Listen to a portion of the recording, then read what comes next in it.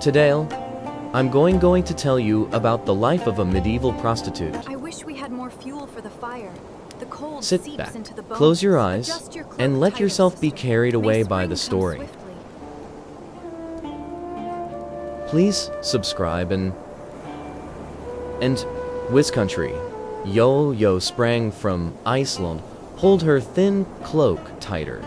and watch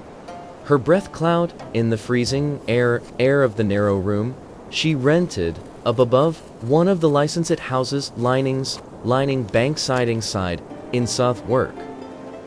just across the Thames from London in the early years of the 15th century. Outside, the river had begun to carry thin sheets of ice along its edges. A sight that told her, as clearly as any church bell, that the coming weeks would test her ability to survive in ways the milder months never quite managed. She was 22, had come to London 5 years earlier from a village in Kent after her father's death. The family's small tenancy, unable to support her alongside her brothers, and had found in the working world available to a poor, unmarried woman with no dowry and no trade guild. Take her considerably fewer honest options than the histories written centuries later would sometimes suggest. The district I sold them worked and operated under a system of regulation that surprises many people encountering it for the first time. Southwark's brothels, commonly called the stews after the bathhouses that had once occupied much of the same riverside district, fell under the direct licensing authority of the Bishop of Winchester, whose diocese held jurisdiction of this particular stretch of land outside the City of London's own legal boundaries. This arrangement, formalized through ordinances that survive in considerable documentary detail from the 15th century, meant that the women working in these licensed houses, women like Isolde, operated within a genuine legal and administrative framework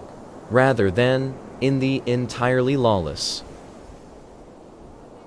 margins. Latest popular imagination sometimes assumes a framework that regulated hours of operation, prohibited certain practices the authorities considered particularly exploitative, and required regular inspection. Events as it simultaneously profited the very ecclesiastical authority nominally responsible for the moral welfare of the diocese's population, an arrangement that struck even some contemporary observers as a genuine and uncomfortable contradiction, worth noting in surviving satirical writing of the period. Winter brought Isolde's household, a licensed house managed by a woman everyone called Mistress Ellison, considerably harder circumstances than the regulated hours and fees alone might suggest to someone unfamiliar with exactly how thoroughly the season shaped every aspect of medieval urban life. Custom itself dropped substantially during the coldest months, since fewer travelers, sailors, and visiting merchants moved through London. When the roads turned dangerous and the river trade slowed with the threat of ice, meaning that Isolde's own earnings already modest and subject to a portion. Ode to Mistress Allison for the room, food, and the physical protection the house nominally provided against the genuine violence and such work it exposed women to shrank precisely during the season when her most basic needs, fuel, warmer clothing, and quit food, grew most expensive and most urgent. She had watched over her 5 years in this trade more than one fellow worker fail to survive a particularly hard winter, whether through the direct physical toll of cold and malnutrition, or through the disease that spread with brutal efficiency through poorly heated, closely shared lodgings, exactly like the one she now occupied. It was on a bitterly cold evening in late January, with the household's common room fire burning low, and Mistress Allison already speaking openly of the difficult arithmetic facing them all if the season's harshness continued much longer, that a man Isolde did not recognize appeared at the house's door, his clothing marking him immediately. To her practice, as considerably better dressed than the usual Southwark custom the harsh season had left them with, and his manner carrying a careful, deliberate quality that struck Isolde. Even before he spoke a single word to her directly,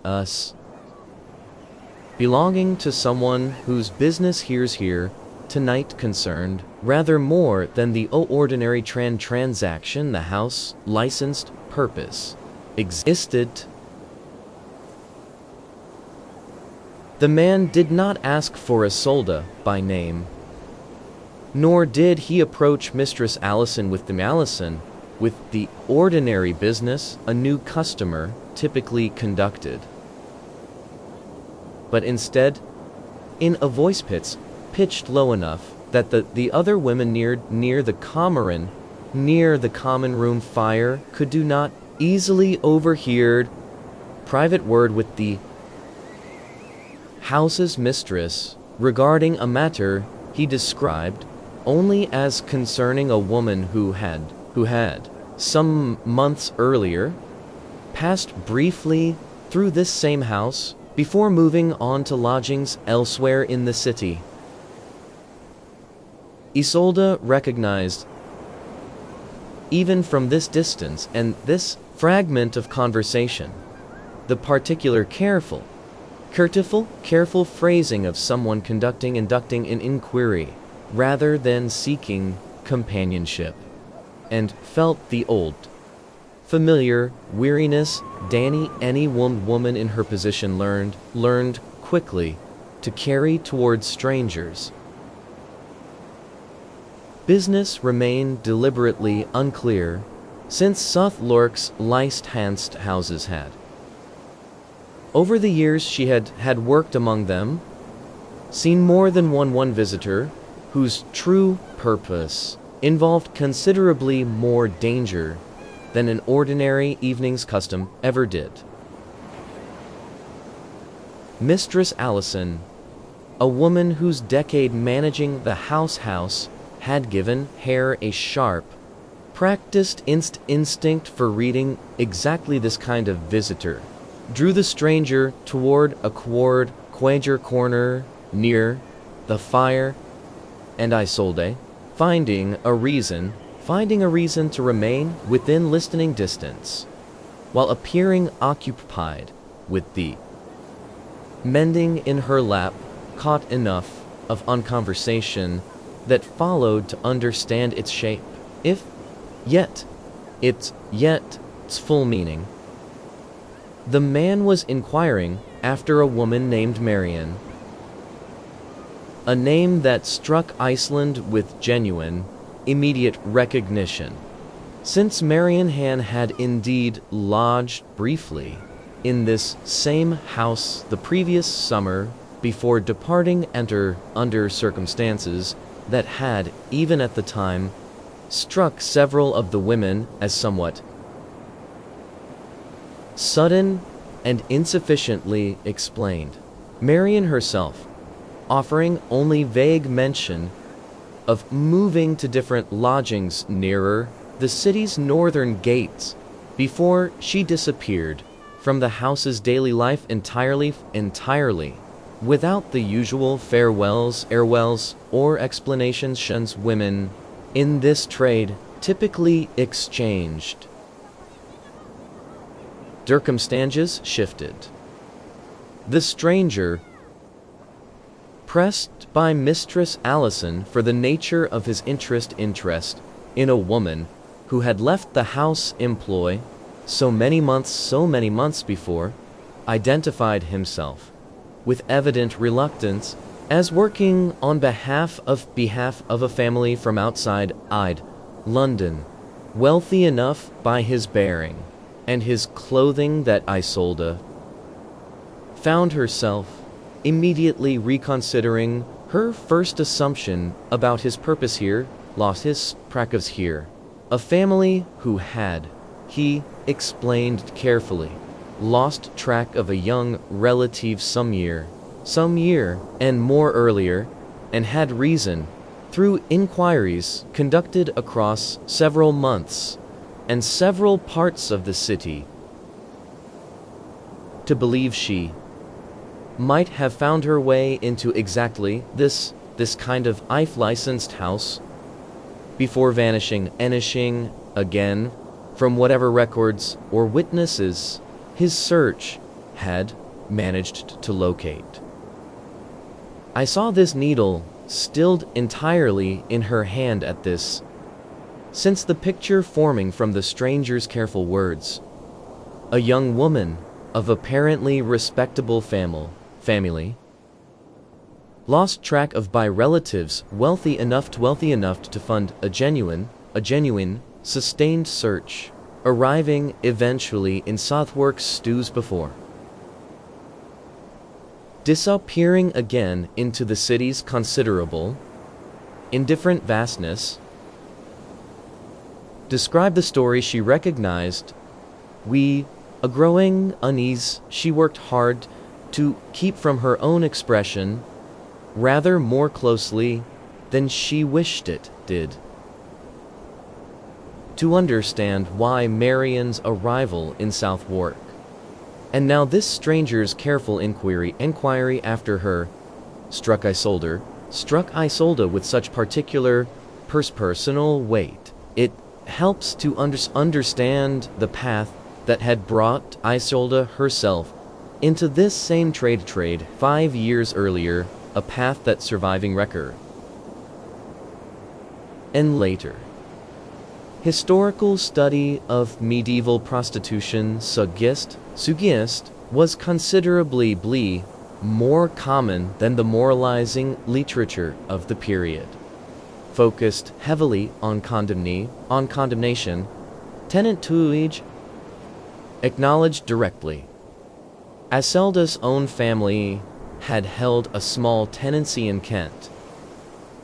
modest but sufficient, until her father's death from a fever left her mother struggling to manage the land alongside 3 younger sons who needed feeding, and eventually apprenticeships or holdings of their own that the families reduced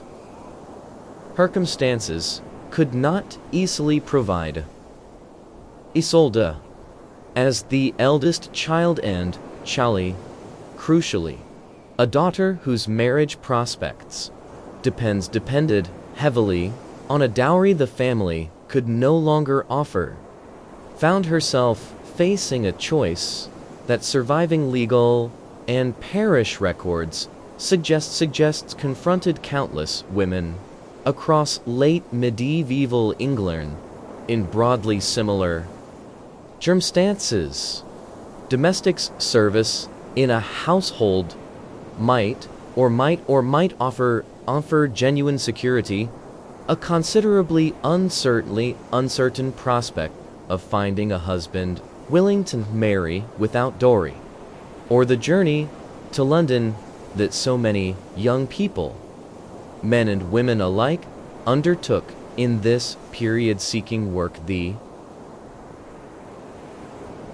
countryside increasingly could not provide. She had arrived in London at 17 with modest savings and a genuine hope of finding respectable domestic or textile work. Hopes that had, across several difficult months, ruins, aground against the reality facing an unconnected young woman with no guild affiliation, no established household reference, and increasingly depleted savings in a city that, whatever its genuine opportunities, offered them considerably more readily to those with existing connections or resources than to a friendless newcomer. It was through exactly this kind of gradual, grinding economic pressure, rather than any single dramatic fall from grace the period's moralizing literature liked to imagine, that Isolde had eventually found her way to Southwark, where the licensed houses at least offered the practical, if morally complicated, security of legal protection against the outright violence and illegal jeopardy that unregulated, illicit prostitution elsewhere in the city posed women. Alongside a roof, food, and an income that, however modest and however heavily taxed by Mistress Alison's own necessary cut, exceeded what her remaining options had offered. This his history, ordinary enough within her own trade, that Isolde rarely thought to examine it with any particular emotion, returned to her now with unexpected force, as she considered Marian's own likely path, since everything the stranger's descriptions suggested. A young woman of apparently more respectable origin, who had nonetheless found her way into this same house, before vanishing again, painted a picture close enough to Isolde's own experience, and the experience of several other women she had known across her years in the trade, that she found herself wondering, with her discomfort she could not entirely name, whether Marian's story might hold some darker turn that the stranger's careful professional inquiry had not yet revealed, or whether Marian had simply done what several women Isolde had known over the years, eventually found some route out of the trade entirely, whether through marriage, through a wealthy protector's more permanent arrangement, or through some other opportunity that allowed her to leave Southwark's stews behind without needing to explain her departure to the women and the mistress she left there. Mistress Alison, concluding her conversation with the stranger, called Isolde over directly, explaining that of the women currently in the house, Isolde had known Marian longest and best during her brief months lodging there, and might therefore offer the stranger some genuine, useful detail beyond what Mistress Allison's own more limited, businesslike, in-like interactions with Marion could provide. Isolde approached, watched with the careful, guarded composure her years in the trade had taught her to maintain around unfamiliar men whose purposes remained uncertain, and found herself studying the stranger's face directly for the first time, noting a genuine, weary seriousness in his expression that struck her as considerably more consistent with honest concern than with any more troubling purposes she had briefly considered, though she reminded herself, even as this impression formed, that skilled deception often wore exactly this same convincing, sympathetic face. The stranger introduced himself as Robert, a man employed, as he had told Mistress Allison, by a family whose name he declined to share directly, citing the family's own genuine wish for discretion, given the delicate, potentially damaging nature of what a public search for a doctor found in Southwark's stews might mean for their standing within their own community, a caution Isolde recognized immediately as entirely consistent with how medieval families of any real social standing generally handled exactly this kind of painful, reputation-threatening situation. He asked Isolde directly what she recalled of Marion's time in the house, her manner, her evident background, and anything she might have mentioned regarding where she intended to go upon leaving. Isons Isolde answered as honestly and completely as her own memory allowed, describing a young woman who had, in the brief months of their acquaintance, revealed remarkably little about her own origins beyond a manner and bearing that had struck several of the house's women as somewhat too refined for the ordinary path that brought most women into this particular trade. Details that seemed, as Isolde relate them, to confirm rather than contradict whatever picture Robert's own inquiries had already begun to assemble it. It was toward the end of this careful, searching conversation that Isolde recalled odd detail she had not thought of in months, offered now almost as an afterthought, yet immediately visibly significant to the way Robert's expression sharpened upon hearing it. Marion had mentioned once, in the kind of unguarded late-night conversation that sometimes passed between women sharing close, difficult quarters, a specific name, spoken with an emotion Isolde had not been able to fully read at the time, but had assumed, given the context, to belong to some family member or figure from Marion's life before Southwark. The name was Edmund, offered without surname or further explanation, and Robert, hearing it now, went very still in a manner that told Isolde, before he said another word, that this single fragment of memory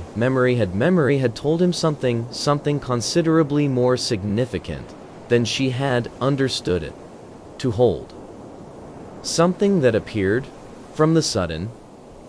careful control now evident in his expression, to connect Marion's disappearance to circumstances rather darker and more dangerous than a simple family's worried search for a lost daughter had, until this exact moment suggested to Isolde at all. Robert, after a long moment of careful deliberation, explained that Edmund was a name connected, a matter of the family. He represented had feared, but not confirmed it. A suspicion that Marion's disappearance from her own household the previous year had not been simple flight from an unwanted, arranged marriage. The explanation the family had initially shrewdly assumed, and had, until recently, continued to search for her under rather something considerably more troubling. Potentially connected to a man named Edmund, who had, according to fragments of information Robert's own inquiries had gathered across recent months, developed a pattern of seeking out vulnerable young women from families of modest but genuine standing, women whose own families' limited recent resources or reduced circumstances left them susceptible to promises of marriage, protection that Edmund appeared. Offer before those same women vanished from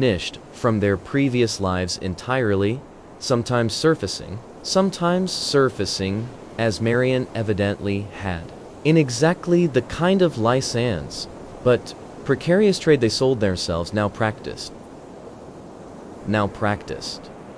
This revelation settled over Isolde with a weight considerably heavier than simple curiosity about a former housemate's fate, since the pattern Robert now described, however incompletely, confirm it, touched directly on fears that every woman in Southwark's licensed houses carried quietly, but constantly regarding the men who moved through their world, fears about which customers and which apparently sympathetic strangers might harbor intentions considerably darker than the ordinary regulated transaction the house's licensed purpose provide. She asked Robert directly, with a bluntness her years in the trade had taught her served her better than careful diplomacy in matters touching on genuine danger, whether he believed Marion might still be alive. A question Robert answered with the same careful, honest uncertainty he had maintained throughout their conversation, admitting that his own inquiries had neither confirmed her death nor located any trace of her whereabouts in the months since she left this house. A genuine, troubling absence of information that left her family, and now Robert's own investigation,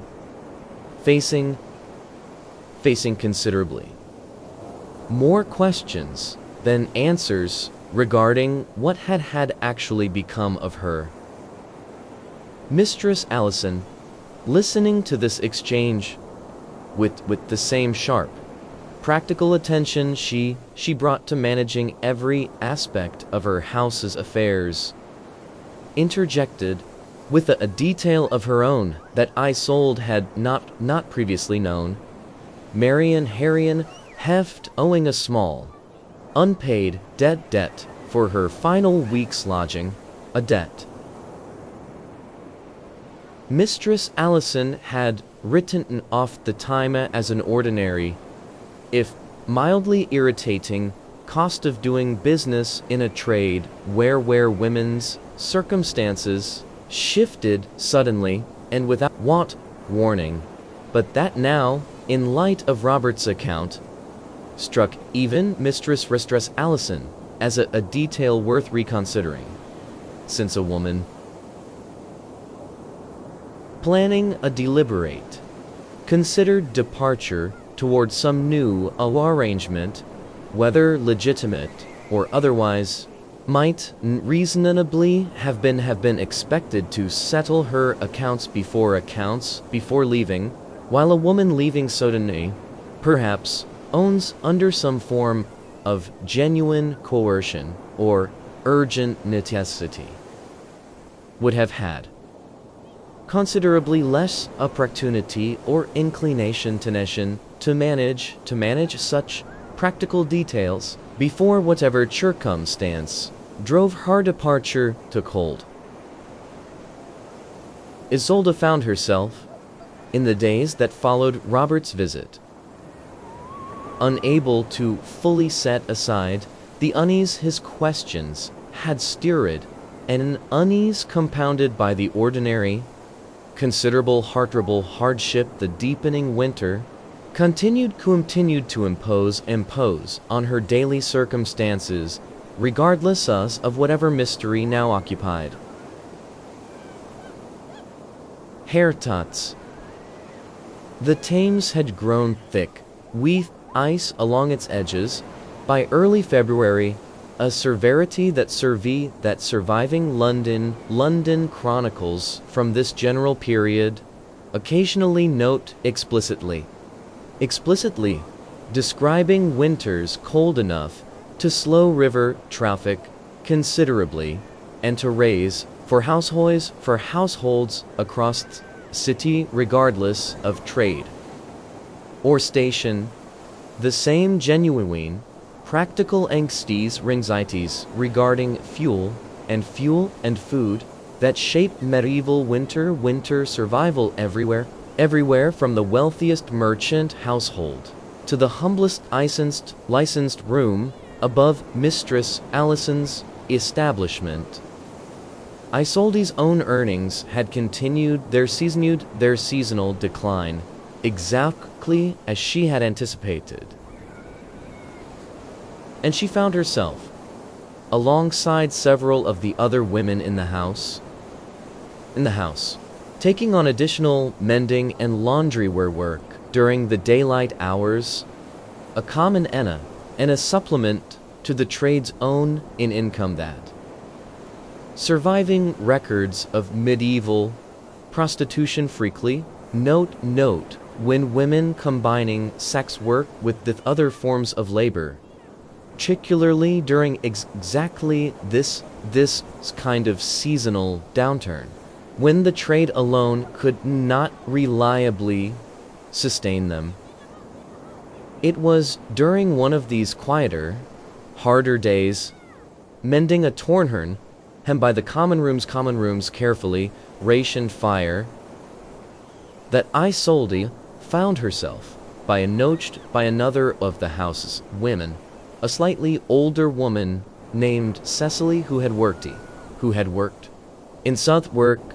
considerably longer than Isolde herself, and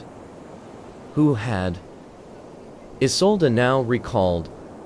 known Marian rather better during her brief months in the house than Isolde's own more casual acquaintance had allowed. Cecily, lowering her voice, with the particular caution women in their trade learned quickly to apply to conversations touching on genuinely sensitive matters, admitted that she had overheard enough of Robert's earlier conversation with Miss Allison to piece together its general shape. That she possessed a piece of information regarding Marian's departure that she had not previously thought worth mentioning to anyone, since it had seemed,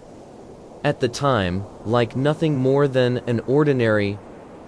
private confidence between two women who had grown brief lost difficult season air. Lies. Marian, according to Cicely's careful, quiet account,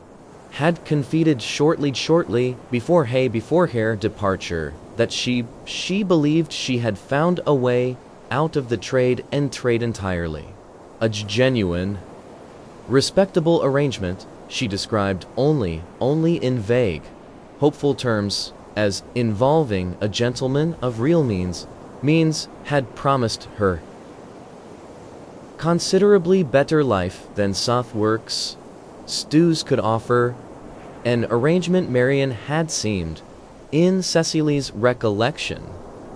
both genuinely excited about and, in certain unguarded moments, quietly, priestly, persistently uniesi regarding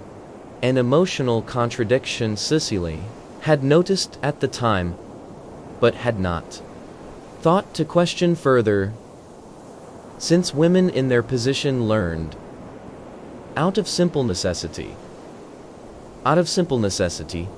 not to press too closely into the private hopes and private fears their fellow worse chose to share only partially. This detail, once Isolde carried it to Mistress Alison, and, through her, eventually back to Robert, when he returned to the house several days later seeking further information, struck all three of them as the closest thing to genuine, concrete evidence Robert's investigation had yet uncovered. Evidence that pointed with troubling, specific clarity toward exactly the pattern of deception Robert had feared Edmund, or a man matching his description, had been practicing on vulnerable women across the city for considerably longer than anyone had yet fully understood.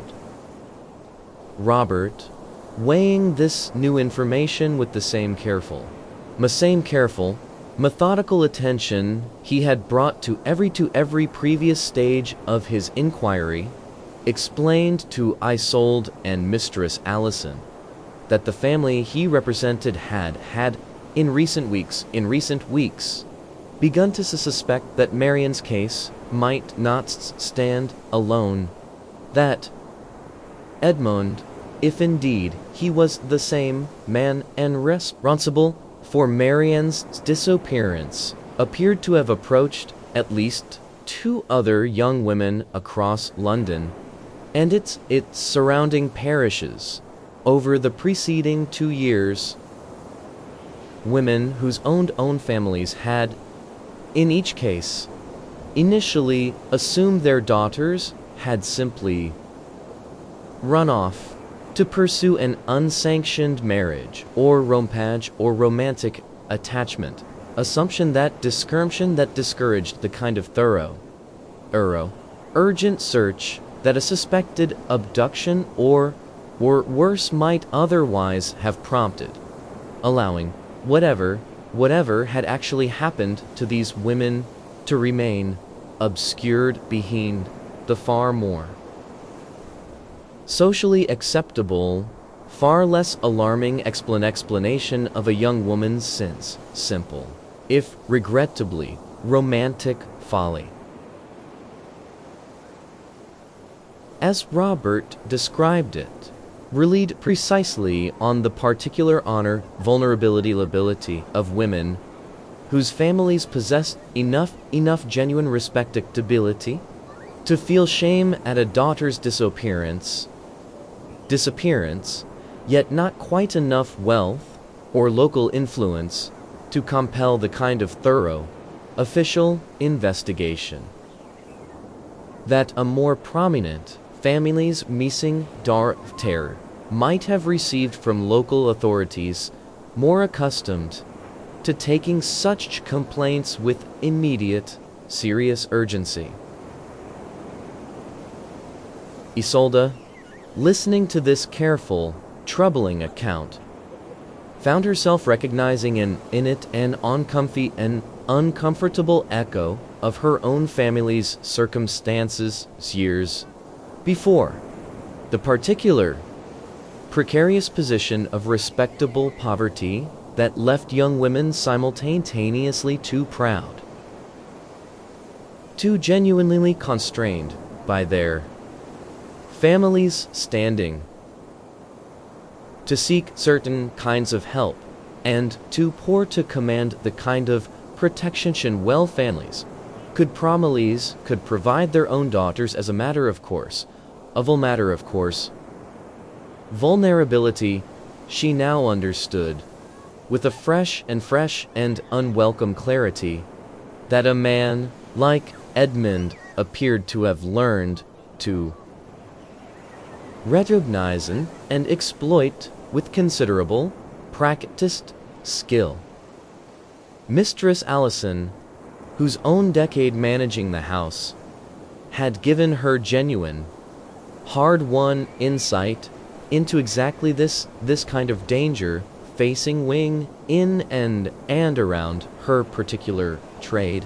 offered Robert a piece of practical assistance that struck Isolde as considerably more useful than anything her own memory alone had managed to contribute in.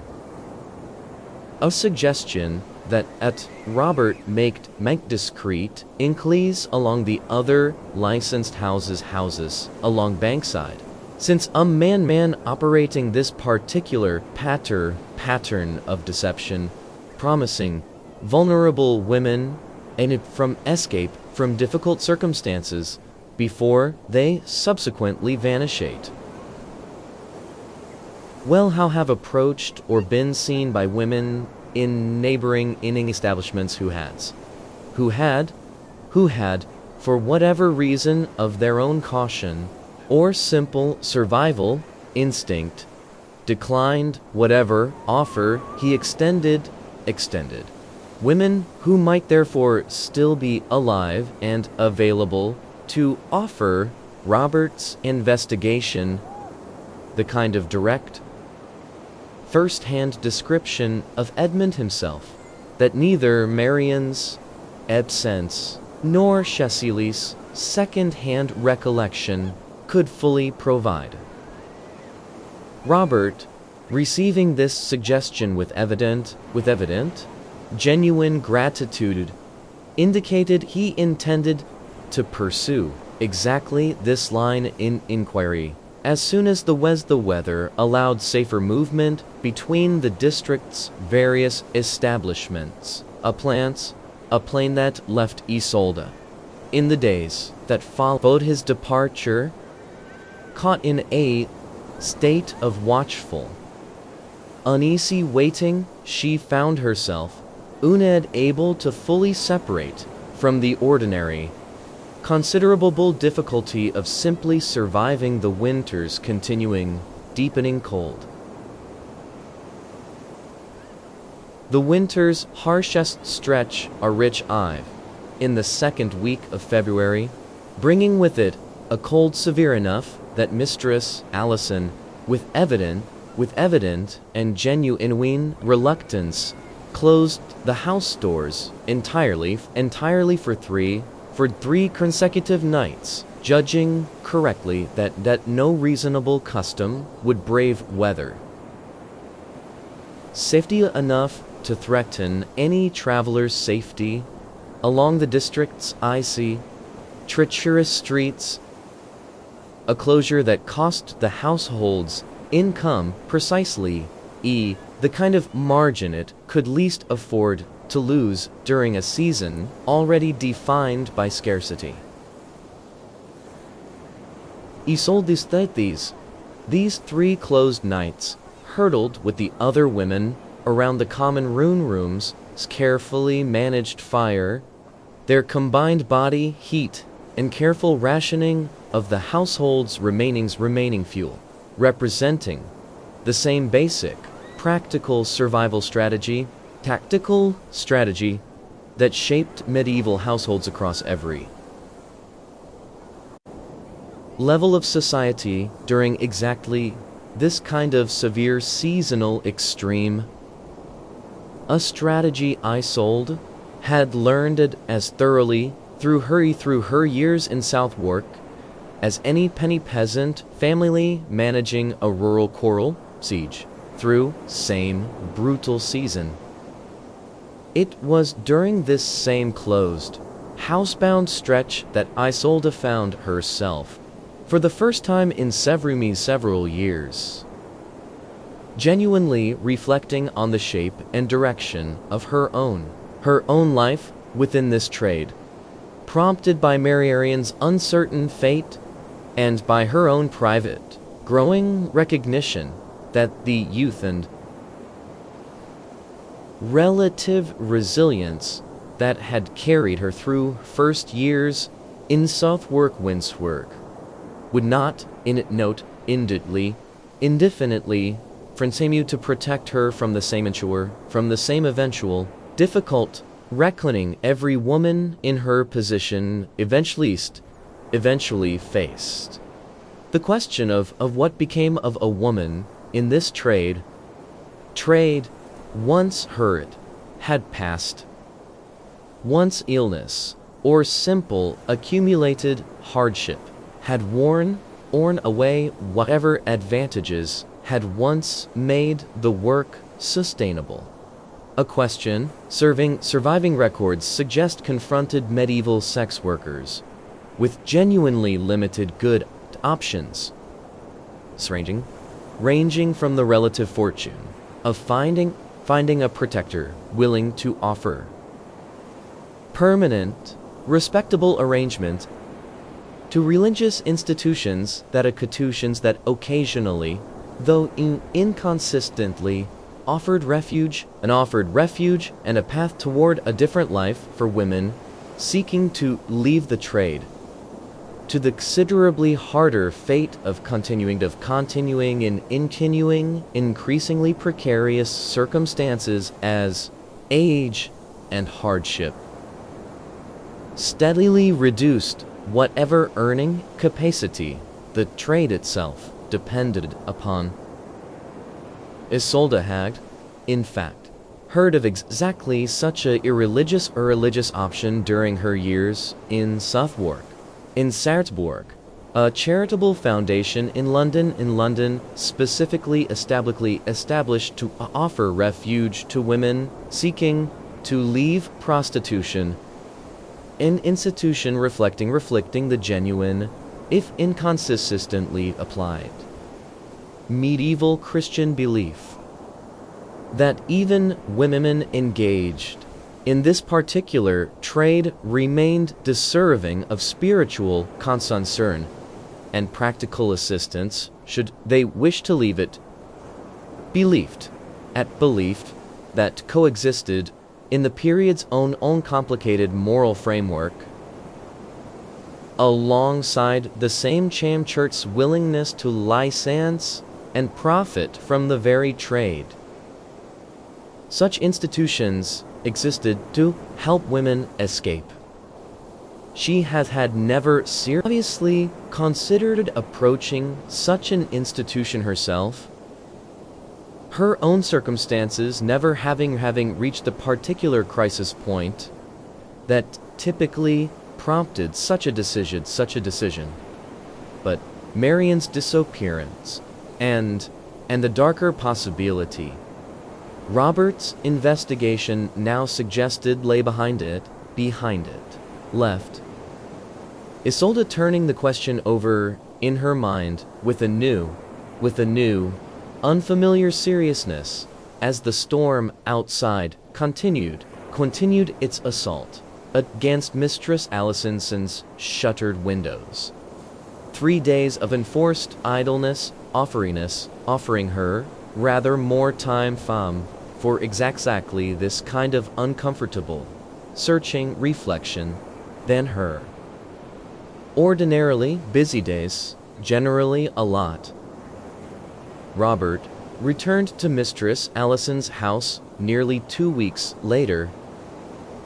Once the worst of the brewery cold had eased enough to make travel between Bankside's various establishments genuinely possible again, carrying with him news that struck I sold it. Upon hearing it, with a complicated mixture of vindication and fresh alarm, he had located, through the same careful, methodical inquiry he had pursued since his first visit, a woman named John working in a licensed house some distance further along Bankside. A woman who confirmed it, upon careful, sensitive questioning, that she had indeed been approached the previous autumn by a man matching Edmund's description in considerable specific detail. A well-dressed gentleman who had offered her precisely the kind of promised escape from the trade, marriage, protection, a respectable new life elsewhere, that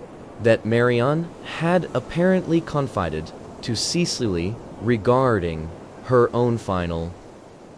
weeks in Southwark. Joan, however, had declined Edmund's offer, driven not by any particular suspicion of his intentions at the time. She admitted to Robert with evident and retrospective unease, but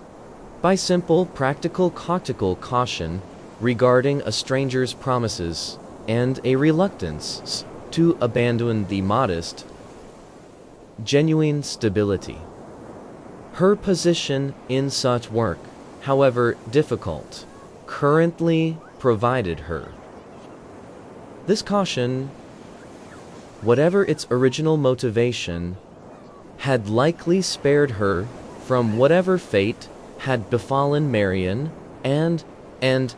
Norbert suspected, based on John's account and details from at least one other woman he had managed to locate through similar careful inquiry, from whatever had befallen at least 2 or 3 other women across London who appeared to share a broadly similar pattern of vulnerability and disappearance following contact with a man matching Edmund's description. John provided Robert with a considerably more detailed physical description than his investigation had previously assembled, along with a genuinely significant new detail. Edmund had mentioned during his approach to her a specific destination he claimed to be relocating to following their supposed future marriage, a manor holding somewhere in the countryside north of London, that John recalled him naming with evident pride, as though the property itself formed part of his intended persuasion. This single detail, a specific place name Robert had not previously possessed, represented the first genuinely concrete lead his months of careful, patient investigation had produced, and he explained to Isolde and Mistress Ellison with a controlled but unmistakable urgency now entering his previously measured manner, that he intended to travel north within the week to investigate this property directly, understanding that whether evidence of Marion's continued survival will, under circumstances considerably darker than the respectable marriage she had believed herself entering, or evidence of a fate too final and too terrible for the family who had commissioned his search to fully anticipate, would finally bring some genuine resolution to a search that had, until this exact moment, produced considerably more troubling questions than answers across the many months of his careful, patient work. Isolde, listening to Robert's account of his planned journey north, found herself surprising even her own expectations by offering, almost before she had fully considered the practical wisdom of the suggestion, to accompany him, explaining her reasoning with the same direct, had shaped every significant decision of our adult life. She alone among everyone gathered in Mistress Allison's common room had actually known Marian personally, had spoken with her, had some genuine sense of her manner and her likely reactions to whatever circumstances Robert's investigation might ultimately uncover, a familiarity that might prove genuinely useful should investigation require someone to recognize Marian herself, or to approach her with the kind of gentle, understanding familiarity a complete stranger's questioning could not easily provide, should Marian indeed still be found alive at the property John's account had identified. Weighing this offer with visible surprise and Isolde thought, a certain genuine respect for the courage it represented, pointed out the real, considerable dangers such a journey might involve, since a man capable of the deception and likely worse that Edmund's pattern suggested would hardly welcome the arrival of an investigator accompanied by a woman who might recognize and expose whatever fiction he had constructed to explain Marian's presence or absence at his property. Dangers Isolde acknowledged fully, even as she maintained her offer, reasoning that her own years of navigating genuine, practical danger in her ordinary trade had given her rather more capacity for careful, wary caution than Robert's own more sheltered circumstances might dismiss a woman in her position. Mistress Allison, initially reluctant to lose Isolde's presence and modest income from the household, even temporarily, during a season already straining the house's finances considerably, ultimately relented upon Robert's assurance that the family he represented would compensate the house directly for Isolde's absence, a practical arrangement that reflected the same underlying economic realities shaping every aspect of Isolde's life within this trade, and that left Isolde, within a matter of days, preparing for a journey north into unfamiliar countryside alongside a man she had known for barely a